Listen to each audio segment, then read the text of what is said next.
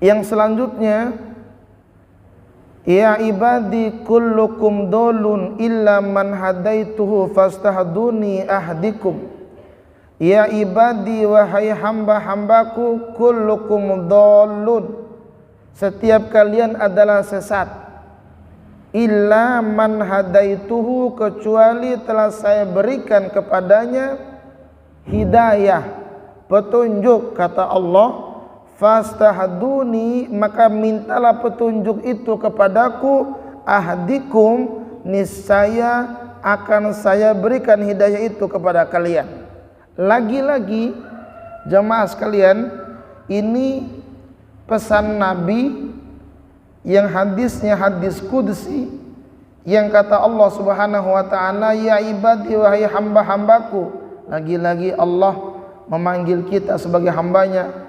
Kullukum dhullun illa man hadaituh, setiap kalian ini adalah sesat.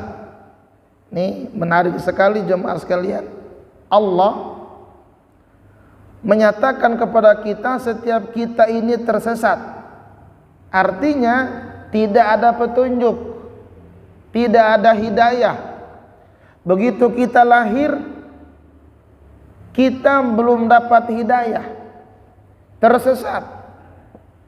Tetapi dalam redaksi hadis yang lain, setiap kullu mauludin yuladu 'alal fitrah, setiap bayi yang baru dilahirkan dia suci.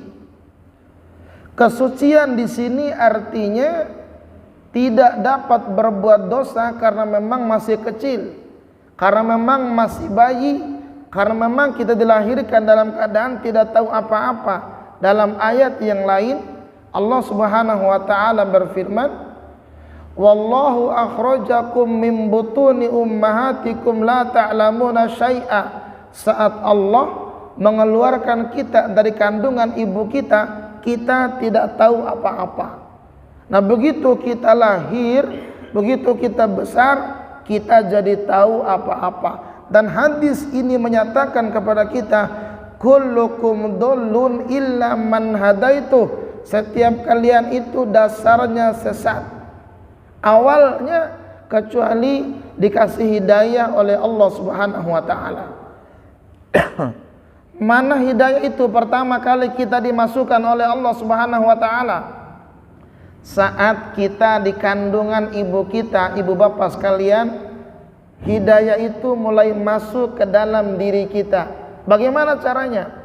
Di mana pada saat kita dalam kandungan ibu kita membacakan ayat-ayat Al-Quran. Ibu kita membacakan ayat-ayat Al-Quran. Saat kita umur 4 bulan dalam kandungan, kita mulai didoakan. Itu mulai itu, di mana ibu kita mengundang hidayah Allah untuk kita di dalam kandungannya. Mulai datang tuh hidayah. Ibu kita syukuran buat kita, mengundang tetangga, mengundang jamaah, makan sama-sama, lalu berdoa kepada Allah, mendoakan bayi, mendoakan kita dalam kandungan ibu kita. Mulai ada hidayah, di mana ibu kita berdoa sendiri, sambil berdoa, sambil membaca ayat Al-Quran, ibu kita ngelusin perutnya.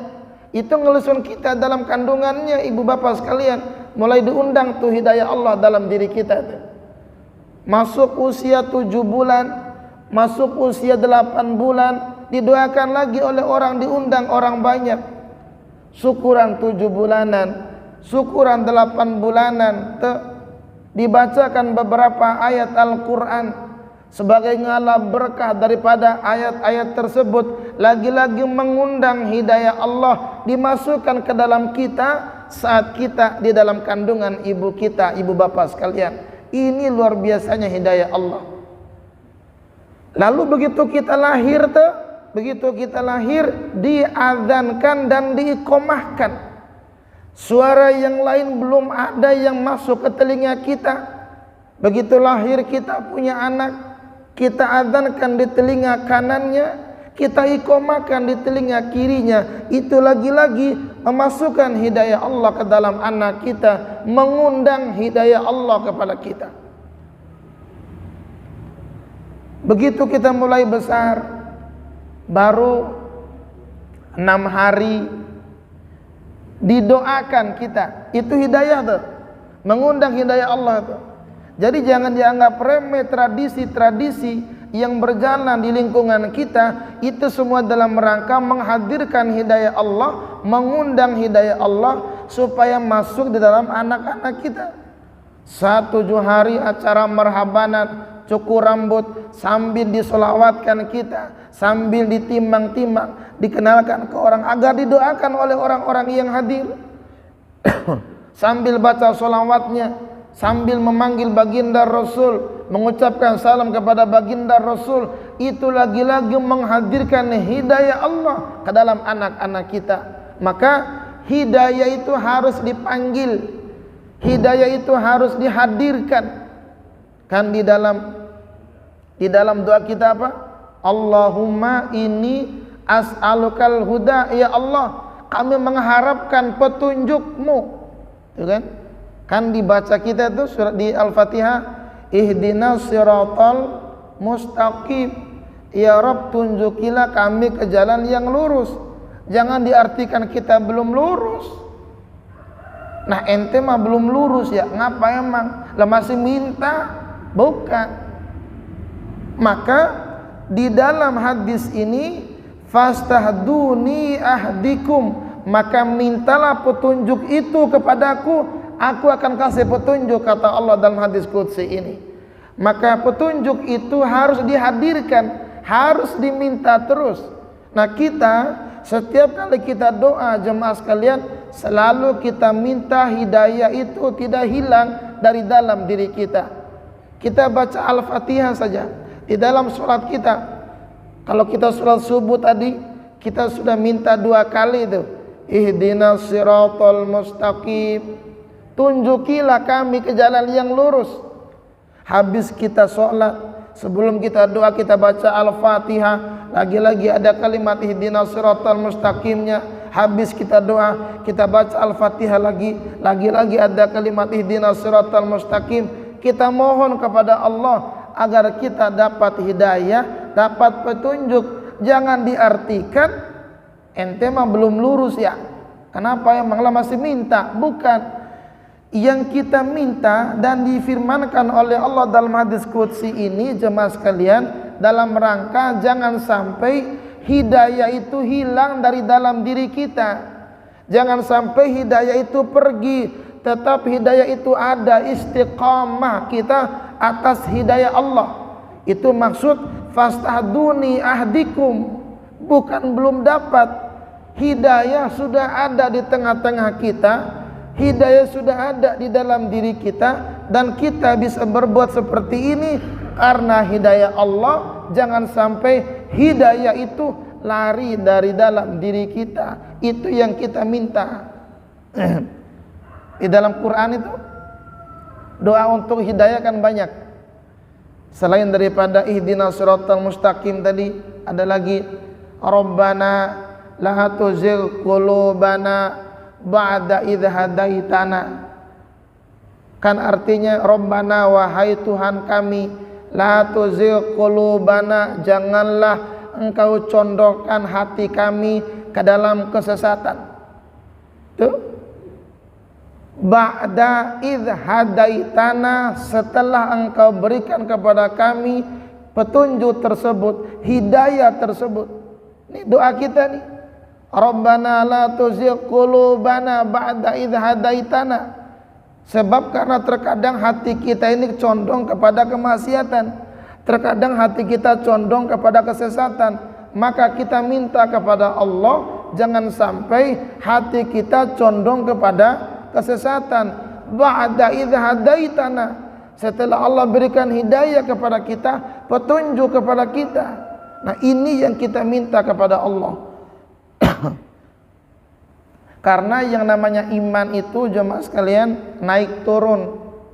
Jangan sampai iman ini kalau turun itu bablas aja, nggak naik-naik lagi. Maka kita minta itu supaya iman ada terus, jangan sampai hilang. Sebab nanti kalau iman sudah turun drastis, lama-lama hilang, tuh bahaya tuh.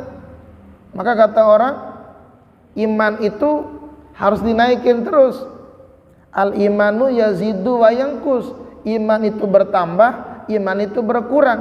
Maka kata ulama, cara untuk menaikin iman adalah dengan cara terus beribadah kepada Allah. Kalau kata Nabi, di antara cara untuk menaikin iman itu aktsiru min qauli la ilaha illallah, perbanyak zikir la ilaha illallah.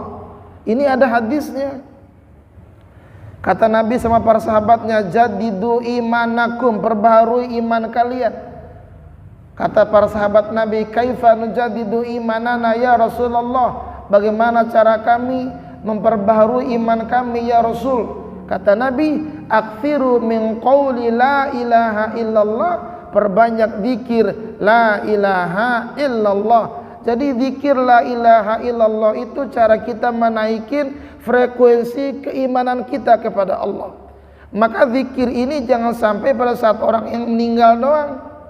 Kalau orang yang meninggal zikirnya ini doang. Bila perlu setiap kita sholat zikirnya ini. Dan alhamdulillah di masjid kita ini zikir la ilaha illallah terus kita gaungkan. Di mana di masjid-masjid yang lain mulai hilang zikir la ilaha illallah, tapi di masjid ini masih kita gaungkan zikir tersebut. Inilah cara kita untuk mempertebal, menguatkan, memperbaharui iman kita. Supaya apa? Supaya tidak hilang dari dalam diri kita. Karena memang disuruh oleh baginda Rasul.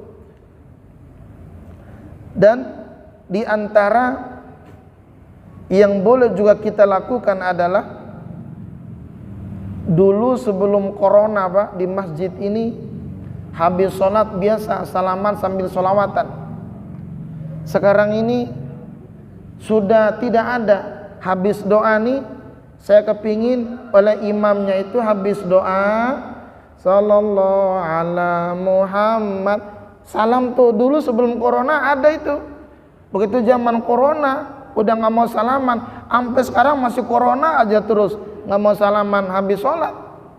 Ini kalau bisa imamnya memimpin itu, selain daripada zikirnya habis sholat, la ilaha illallahnya untuk menguatkan kita punya keimanan. Dan apabila terjadi kedoliman di antara kita dalam bertetangga, dalam bergaul nih, begitu kita sholat habis berdoa dibimbing sholawatannya sambil berjabatan tangan. Sebab orang kalau berjabatan tangan sebelum dia berpisah, dosa-dosanya diampuni oleh Allah Subhanahu wa ta'ala.